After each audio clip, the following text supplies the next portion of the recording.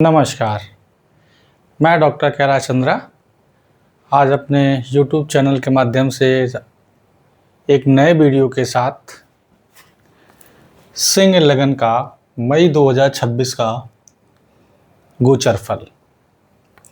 आज हम समझेंगे कि ग्रहों का मई मंथ में किस प्रकार का किस किस हाउस से गोचर हो रहा है और उसका सिंह लगन वाले जातकों के जीवन में किस प्रकार से प्रभाव पड़ रहा है, उनके स्वास्थ्य पर, शिक्षा पर, love life, married life, education आदि सभी क्षेत्रों पर आज हम लोग चर्चा करेंगे।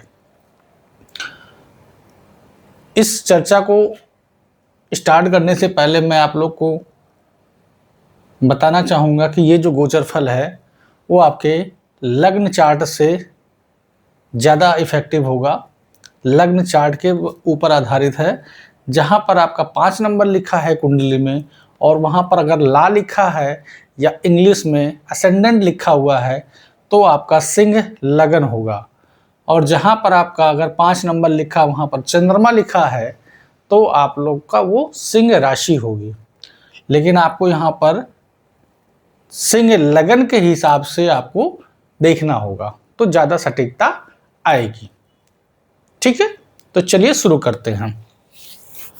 तो सबसे पहले हम ये देखेंगे कि कौन कौन से ग्रह किस किस तारीख पे गोचर कर रहे हैं, अपना भाव चेंज कर रहे हैं या किस भाव में गोचर कर रहे हैं।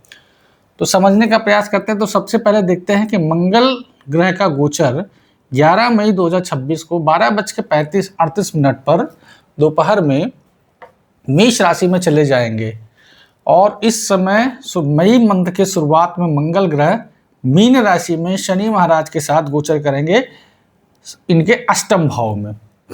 अष्टम भाव रहस्यों का होता है, गूढ़ विद्या का होता है, रिसर्च का होता है। यहाँ पर मंगल महाराज 11 तारीख को दोपहर तक रहेंगे। उसके बाद ये अपने ही घर में उच्च की स्थिति में चले जाएंगे।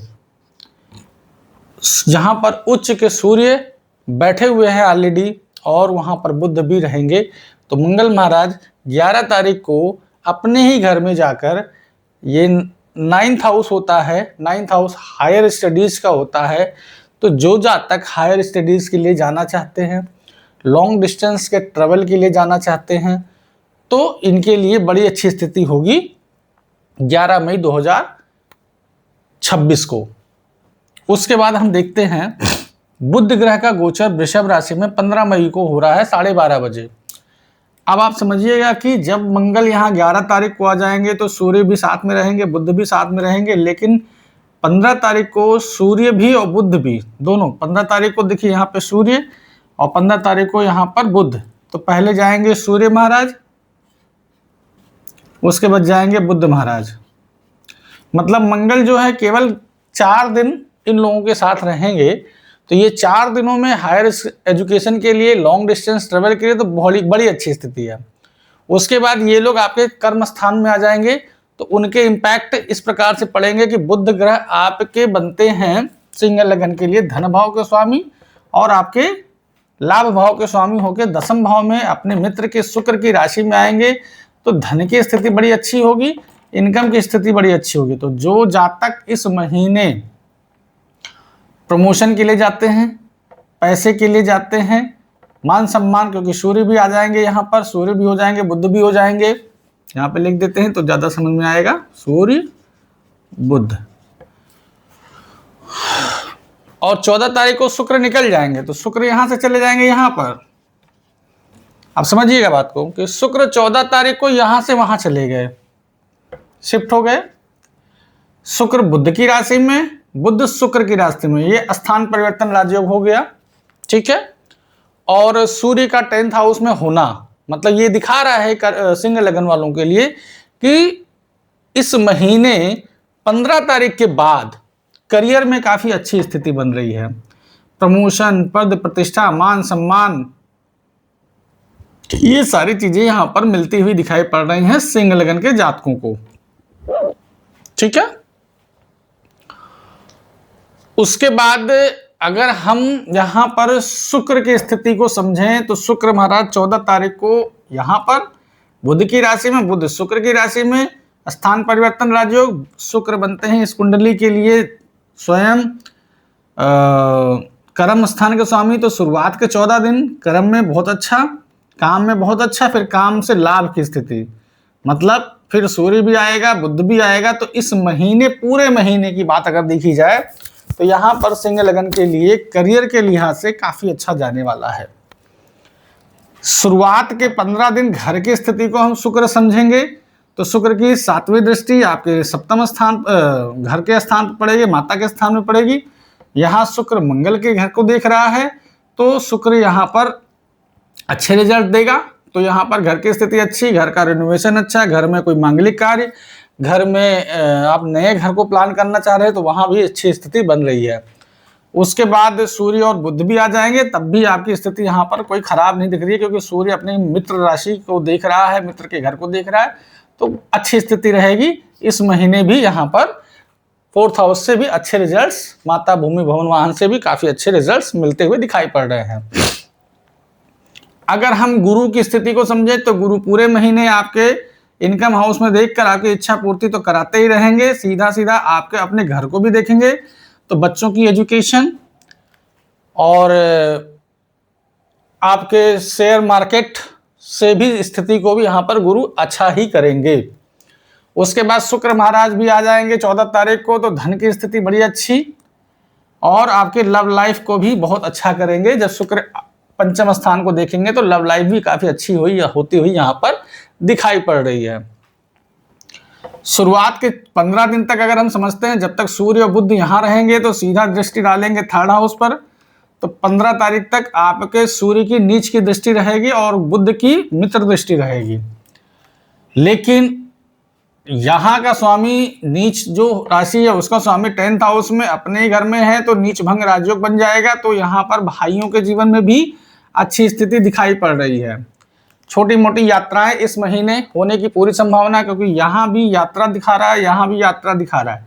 तो यात्रा तो इस महीने कोई स्पिरिचुअल यात्रा होती हुई दिखाई पड़ रही है सिंह लगन वालों के लिए।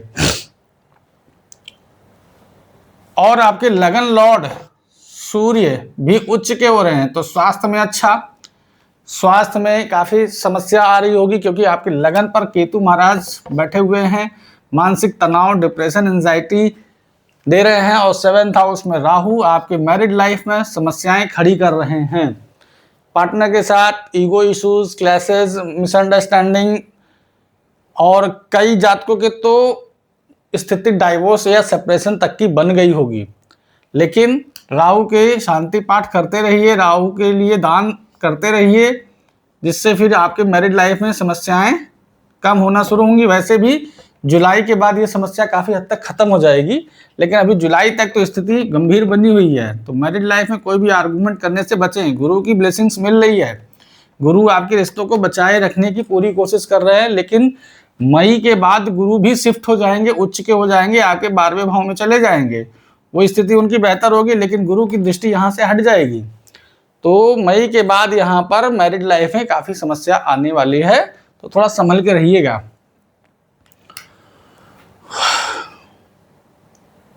हाँ, शुरुआत में शनि के रिजल्ट्स को समझते हैं तो शनि पूरे महीने आपके 8म भाव में रहेंगे, जो कि 6ठे भाव के स्वामी हैं और 7म भाव के स्वामी हैं। 7म भाव मार्केश होता है स्वामी और 6ठे भाव का स्वामी। तो यहाँ पर शनि विपरीत राजयोग में है और शनि की तीसरी दृष्टि आपके 10th हाउस पर भी है और 7वीं दृष्टि आपके धन भाव पर और 10वीं दृष्टि आपके पंचम स्थान पर। तो यहाँ पर यह दिखा रहा है कि मैरिड लाइफ और लव लाइफ में शनि महाराज थोड़ी कड़वाहट बना के रखेंगे, क्योंकि राहु भी 7th हाउस में बैठे ही है।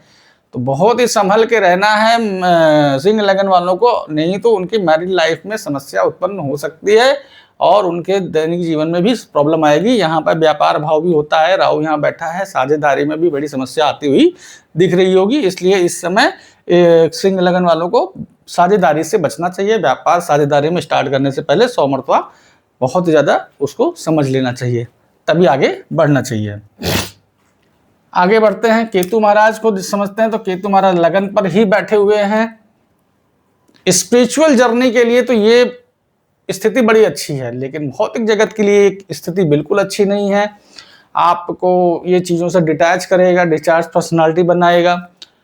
हाँ, लेकिन अगर आप किसी आध्यात्मिक लेवल पर जाना चाहते हैं, कोई साधना करना चाहते हैं, कोई मेडिटेशन करना चाहते हैं, तो ये केतु तो बड़ी अच्छी स्थिति में इस समय अपने नक्षत्र में भी हैं, तो उसके लिए तो अच्छा है, लेकिन थोड़ा सा पारिवारिक और भौतिक सुख के लिए ये केतु यहाँ पर अच्छी स्थिति नहीं प्रदान कर पाएंगे।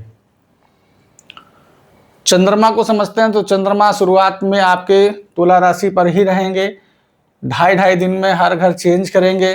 तो उसके रिजल्ट्स इस प्रकार से समझते हैं कि जब चंद्रमा राहु की दृष्टि में आए, शनि की दृष्टि में आए, या फिर केतु की दृष्टि में आए, या इनके साथ आए, तब आपको थोड़ा सावधानी बरतने की ज़रूरत है, क्योंकि इन दोनों में आपके साथ मानसिक तनाव और डिप्रेशन जैसी स्थिति बनती हुई दिखाई पड़ी, क्योंकि केतु भी लगन पर ही है। लगन लॉर्ड उच्च के हो रहे हैं, मित्र के घर में जा रहे हैं, वो ठीक है, स्थिति यहाँ पर बेहतर हो जाएगी। लेकिन चंद्रमा के रिजल्ट्स को समझने के लिए कि जब जब राहु के साथ हो, राहु की दृष्टि में हो, शनि के साथ हो, केतु की दृष्टि में हो, केतु की दृष्टि में, केतु के साथ हो, तो उन दिनों में चंद्रमा के उपाय पे शिवलिंग पर जल चढ़ाइए, काला तिल मिलाकर, और चंद्रमा के उपासना करिए, ज़्यादा बेहतर मिलेगा। सिंह लगन वालों के लिए उपाय के रूप में सबसे पहले तो सूर्य भगवान को डेली जल दीजिए, आदित्य हृदय स्रोत का पाठ करिए, ज़्यादा स्थिति अच्छी रहेगी। राहु के उपाय तो आपको अभी लंबे समय तक करने पड़ेंगे, क्योंकि यहाँ पर राहु अभी नवंबर 2026 तक रहने वाले हैं। तो आपको राहु के उपाय प्रॉपर तरीके से करते रहना है, जिससे आपकी मैरिड लाइफ में समस्या ना आए। लेकिन जो लोग डाइवोर्स चाहते हैं उनका तो ये राहु करवा देंगे, क्योंकि सप्तमेश भी अष्टम भाव में ही गोचर कर रहे हैं। तो यहाँ पर तो ये स्थिति बड़ी खराब है।